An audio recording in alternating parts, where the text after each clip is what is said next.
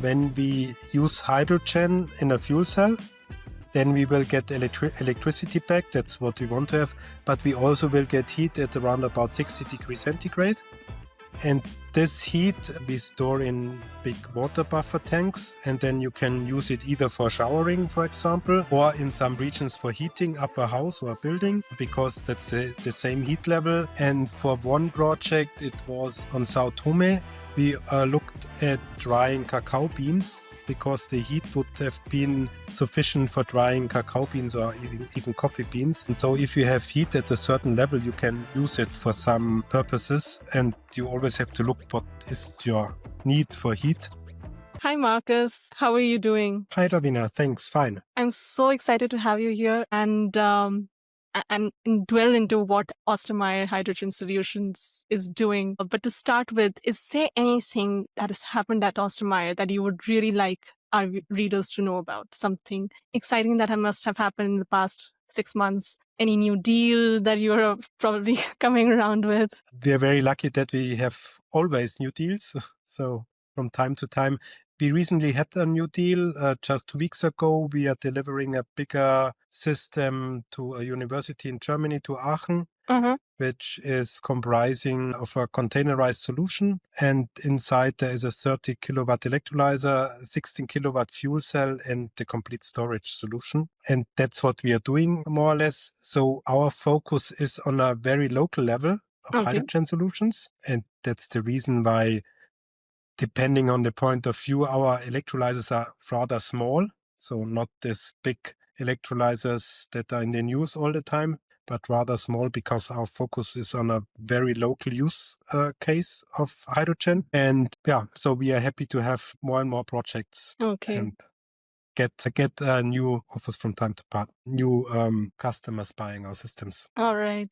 I think I'll take a step back. If you could just explain what is Ostermeier all about, and what is it that you're doing differently, which companies in your space are not doing? Our mission statement is we are empowering people. So empowering because we believe that energy, like water, is something very important, and people should control it themselves. And it should not be controlled by big companies. And that's what we are working for and what we strive for. And that's the reason why we developed a very small, or let's put it like this, why we have our focus on local hydrogen solutions. And I'm explaining what this means. If you look at the energy landscape, then we see more and more decentral electricity production, because everyone now can afford PV, and it's easy to operate. So everybody can operate the PV, even myself. So I have a small PV for camping, and then I take my PV panels and a small battery, and then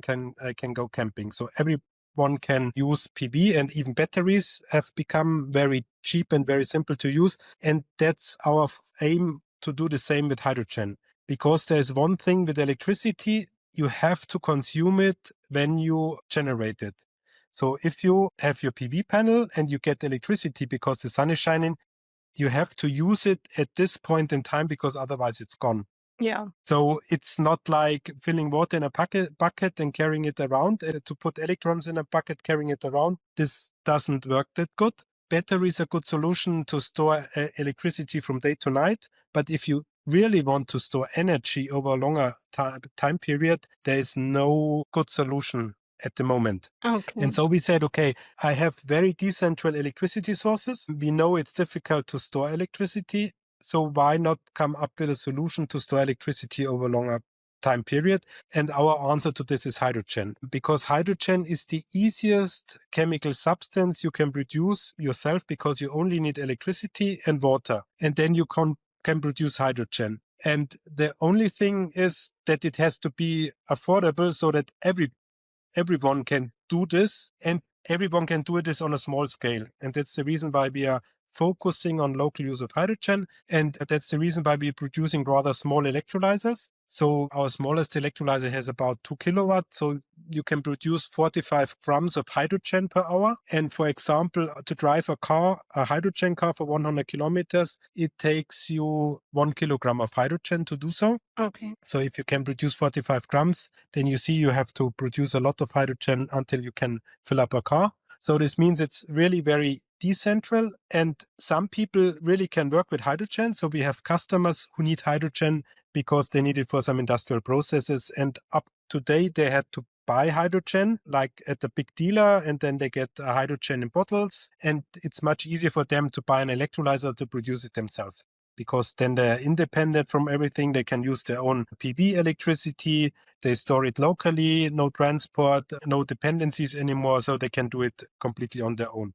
So that's our first customer group. And it's the first way our electrolyzer can be used to produce hydrogen for industrial hydrogen use. And that's different to other companies in this field, we have a very, very modular system. So we can configure the electrolyzer regarding the size. So we don't have to do the engineering all the time, but we have like a fixed configuration, and then you can choose, okay, I need this size, I need this size, and it's very easy for us to produce it because the engineering is done and we just produce the size you would like to have.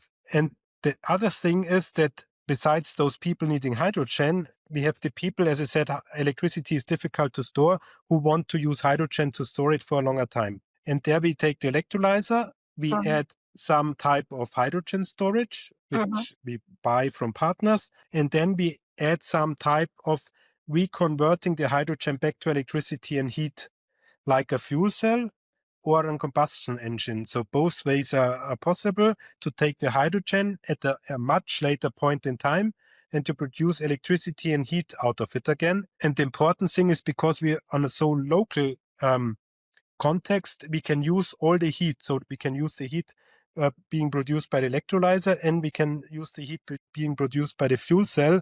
So the overall efficiency is very high. And there we also have a modular system, so we can easily adjust to the needs of the customer without doing the engineering all the time from the beginning again. And that's the difference, I would say. We have a small, modular, flexible electrolyzer H2 battery product. That's wonderful and actually lovely. But I think I'm going to segregate my questions. You mentioned about storage and electrolyzers. So what I know about hydrogen is that it's highly flammable. I mean, when it comes in contact with oxygen, it's very flammable. And is that a challenge that you face? Is that something that you faced, and how did you overcome it? Or if that's something that did not come into your purview? It's not a challenge. I mean, there are a lot of other gases which are inflammable and which are very similar to hydrogen, like methane. I would say it's easier with hydrogen because hydrogen is very light. It's 14 times lighter than air. So if you have a leakage, hydrogen is gone in a second. So it's really difficult to ignite it. If you really store hydrogen outside in the air,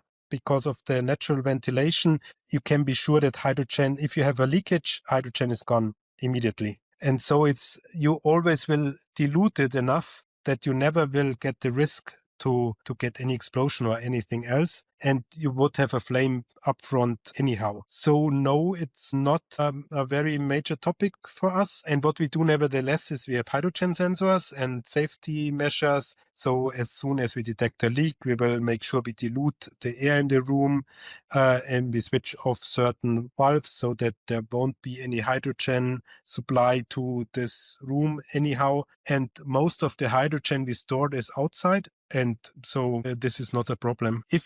It's funny because if you look for some videos on YouTube, for example, regarding hydrogen and hydrogen flames and explosions, you will find out there are even some videos from firemen. And they say, no, it's much easier to deal with hydrogen than to deal, for example, with the gasoline, because hydrogen is gone to the air in very quickly, but gasoline will collect on the ground. And if this burns, then you really have a lot of burning area because it spreads around, and then you have a big fire, and this you won't have with hydrogen. There's just one single thing with hydrogen that is not so nice in I would say you can't see the flame. Okay. So you have to think about measures how to make sure you know there's a hydrogen flame. And the easiest thing is to take a broom Mm-hmm. and to take the broom in front of you, and then you will see if the broom starts to burn, Okay. then there is a hydrogen flame. So how are you able to overcome this challenge of the leakage because you can't detect it? No, you can detect leakages. You can detect very easily with a sensor. Yes, that's what I was coming to. So we always have a hydrogen sensor installed, Mm-hmm. and we will detect leakages very early, and then we close down everything to Mm-hmm. make sure that there's no further hydrogen leakage to the environment. Okay, okay. So if I may ask, how soon, like is it within seconds that your sensors are able to detect a leakage? Because I feel that it would depend upon how efficiently the sensors are also working for you to get that alert that yes, there has been a leakage in the system It's within seconds. within seconds. As soon as the concentration is too high, Mm-hmm. and the sensor starts very early, so it already starts at 20% of the critical Okay. concentration, so there's enough time and it switches everything down. And we never had a problem like this. And I mean, once a year we are also testing all the pipings if there's any leakage, and I don't see so much problems there. I Okay. mean, unless people are not making crazy things. But I mean, if people make crazy things, you always have a problem because, I mean, people can use a car against a tree or whatsoever. I mean, yeah. And I'm sure that a lot of companies are working on this, but you've taken the approach of decentralizing it, making it easy for consumers to use it, like you mentioned, just as easy as PVs are used. So, what is like one of your products which have had a very high demand? Say, let's say, This is a little bit difficult to answer because we have this modular system. This means we are selling different sizes, and the product is always the same. It's like if you had small cars, medium-sized cars, or big cars. So it's always a car, and it can also always be used for the same reason. It just has more or less space. But 50% of what we have sold so far is for seasonal energy storage, meaning it's comprising of an electrolyzer, storage, and a fuel cell, because people want really become energy independent the whole year round. So that's what people are demanding most, is really independency based on their own energy production. Mhm. And that's what I said, is we empower people. So our focus is really to make sure that people can produce their electricity or from PV themselves. And if they use hydrogen, they can be all year round independent from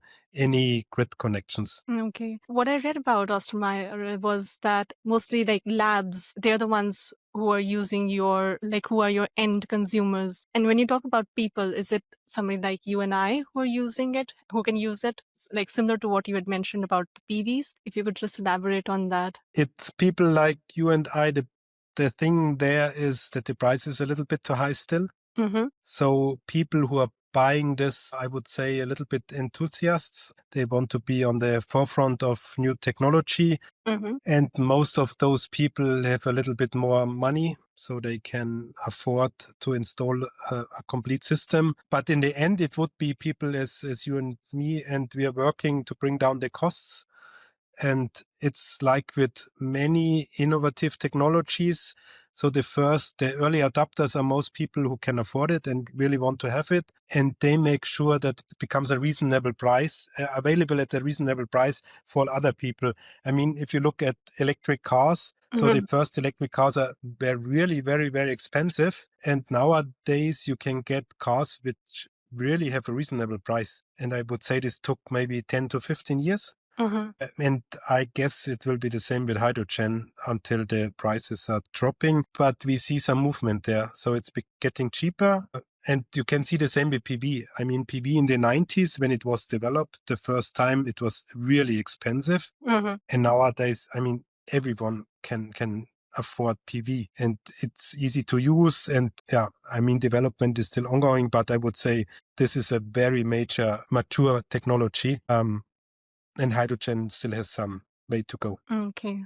Well, thank you for letting me know about that. Because when people look at renewable energy, they think about lithium energy, and then hydrogen is there, but then they feel that, oh, there are a lot of challenges, but then this really helps get more perspective into what you're doing. But in terms of scalability, let's say how easy it is to scale your product or probably integrate it into systems. I mean, scale up.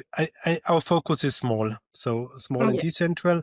There are other companies out there who are really offer very big electrolyzers, for example, 1 megawatt, 10 megawatt, and even bigger. So it is scalable. I still believe that the electrolyzer size should fit the size of the energy source. And because our focus is decentral PV installation, our electrolyzers will be rather small. We are not so much focusing on increasing the size, but we are focusing on producing more and more units to bring down the prices. So it's more mass production and not scaling up regarding size. And I mean, it's the same with heat pumps, batteries, whatsoever. You can always scale in both directions. You either can go for mass production, or you either can go for bigger systems. And I believe we will see both, depending on the topology of the country where you are going to install it. So if you have a country which is densely populated with a lot of cities, there you need a completely different infrastructure than if you look, for example, at islands. So we are doing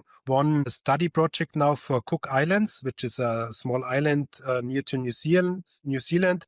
I mean, there you don't need big systems because the island is rather small. Those islands are perfect for small decentral systems. When you talked about region, it just clicked with me. I read about it that you are in Germany as well as in Ghana and Oman. So was there a particular reason why you chose Ghana and Oman to be your production sites? Production site is only in Germany. We are not that big to have the necessity of other production sites, but our customers are very international. So we have sold something to France, to Belgium, to Finland, to Switzerland, Austria, to Ghana, Tunisia, and Oman up to now, because the need is everywhere and the topic hydrogen is also everywhere. So everyone is now looking into hydrogen. And it's interesting that especially African countries are very open to this topic hydrogen, because I guess they see the chance if they install PV, they can produce their own electricity. And if they are able to use hydrogen, they can get rid of all these diesel emergency generators, because they can reproduce their own fuel, because that's the big advantage. I mean, you put it there once and then you can use it all the time. So you don't need anything from outside anymore. And that's the reason why those people, I think, are very interested also in hydrogen, because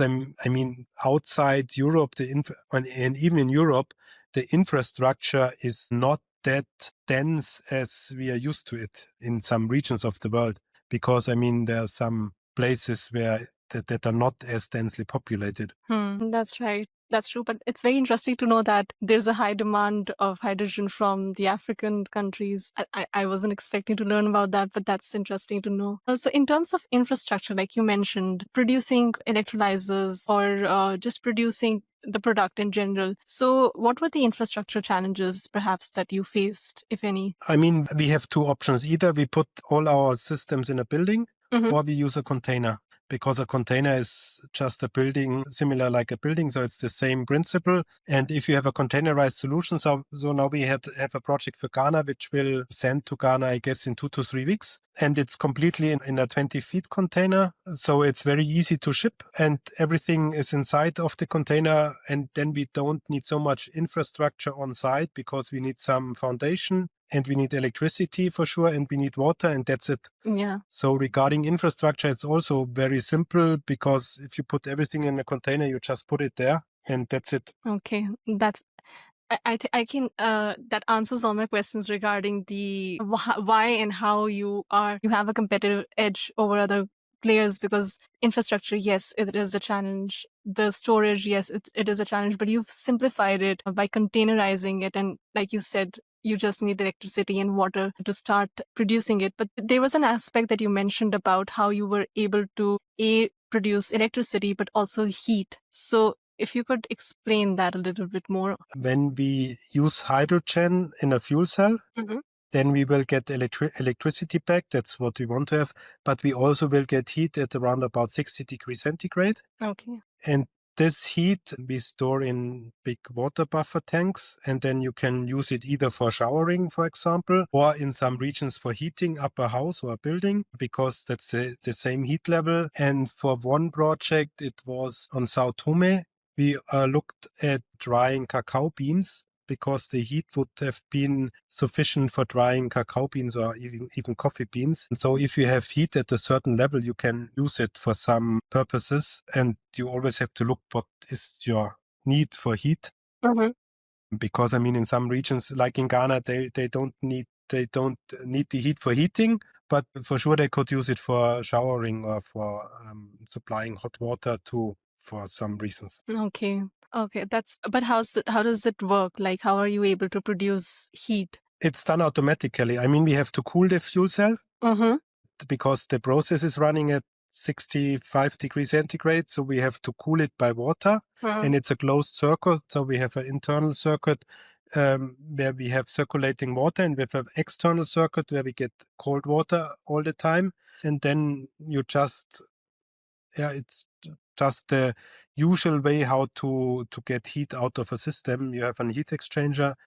We give the heat to the customer, and the customer has to decide what to do with the heat.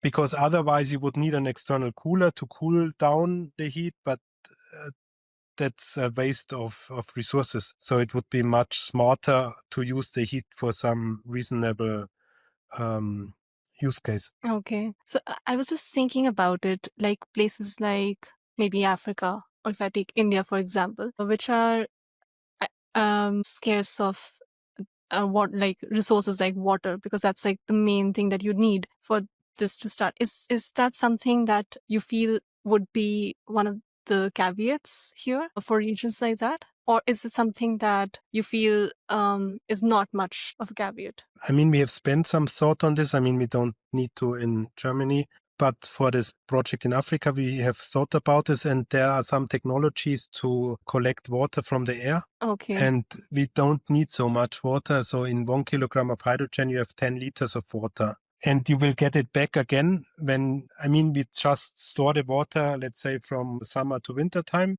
Mm-hmm. and then you get the water back. So we could realize a closed loop that we take the water, we store the hydrogen, and when we reconvert the hydrogen to electricity and heat, we get water again. Then we could collect this water and store it. That's what we're not doing at the moment, because water in Europe is so cheap. It's too cheap, to be honest. And it would be possible to collect water out of the air, because you could have it's a company from Israel who developed this system where you really can collect the humidity out of the air and then use this as normal drinking water. Okay, that's very interesting to know. So that's like in your roadmap going forward. That's in our roadmap, and if we have to deliver it to some country where we need this, we could do this. And another option would be, because I was talking about islands before, to take salt water. And there we are also now part of a funded research program or project where they want to use the salt water directly and use the salt water to do the electrolysis. And then we also could use water out of the sea, and this would solve problems for some parts. I mean, many countries are near to the sea. Okay. Especially islands. Especially, yes. While you were giving me that example, I just want to know, is it something that, let's say a factory which produces a lot of wastewater, and they have a system where they are able to recover water from it. So I understand that, yes, that recovered water can be used in your hydrogen energy system, but how compatible would a wastewater be for this process? I'm just out of curiosity. I mean, we are using our own wastewater. So we are just we have the water. The water goes in the electrolyzer. It produces hydrogen and oxygen. Then it's being stored. And if in the fuel cell, you get all the water back. So we could collect this water and bring it back to the electrolyzer. So we would have to store it and bring it back to the electrolyzer. And that's what we are not doing at the moment, because 1,000 liters of water in Germany costs at the moment about €3. So it's not worthwhile thinking about this. But from a technological point of view, this would be easy to realize, because we just would condense the water coming out of the fuel cell, collect it and bring it back, and then we would have nearly a closed loop. Yes, that's what I was. So we're just not doing it at the moment. So what are, in terms of products, or maybe you mentioned that this is one of the things that you have in your roadmaps, is there anything else that you feel like, yes, that is an untapped region, but we will soon tap into it? This is one, the closed loop that you've spoken about. Is there anything else that you see that is an untapped market for Ostermeier? I would say there are not so many anymore. Mm-hmm. The thing is that we really want to bring down the costs, because the more we are able to lower the costs, the more potential customers we will get. Mm-hmm. So our focus is really on how to produce easy to use, stable and very cost competitive product. Okay. I would say that's key, because the technology that is necessary to do what we want to do, so to really enable communities to become energy independent, is there. PV and wind has becoming very cheap.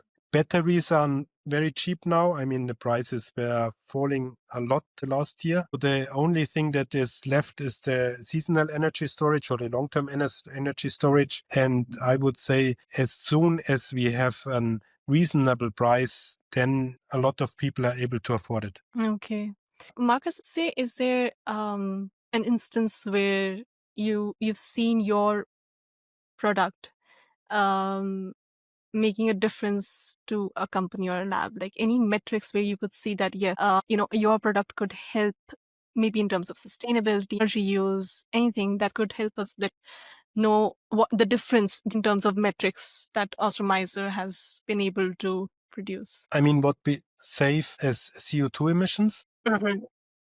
and this is depending on the CO2 footprint of the national electricity grid. So this will be different in each and every country. In Germany, we have still a lot of coal power plants up and running. So in Germany, we are saving a lot of CO2 if our customers are able to use more of their PV electricity, because if nobody is using it, they throw it away, so it's not used at all.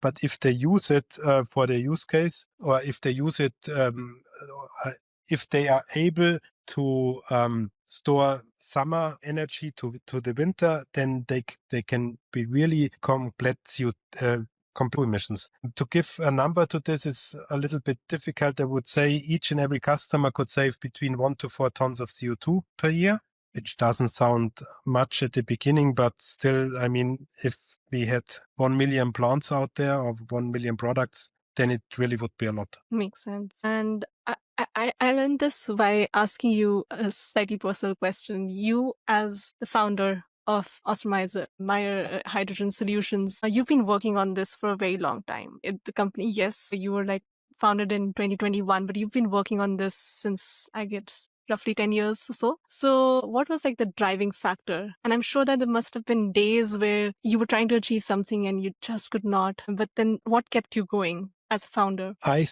still believe we can save mankind if we stop emitting CO2. And I would say that's one main driver, to say we really have to stop emitting CO2 because of global warming. Mm-hmm. And I mean, every year we will see more and more effects of global warming. So in Southern Europe, we have a lot of fires now because it's too hot. So that's one main driver, really, to say, what can I do to save a little bit of this earth? And the other really is about of becoming independent, about autonomy, because I believe if people have water, food and energy, it's everything someone needs to live. Everything else is nice to have. But if you have these things, then you have all your basics.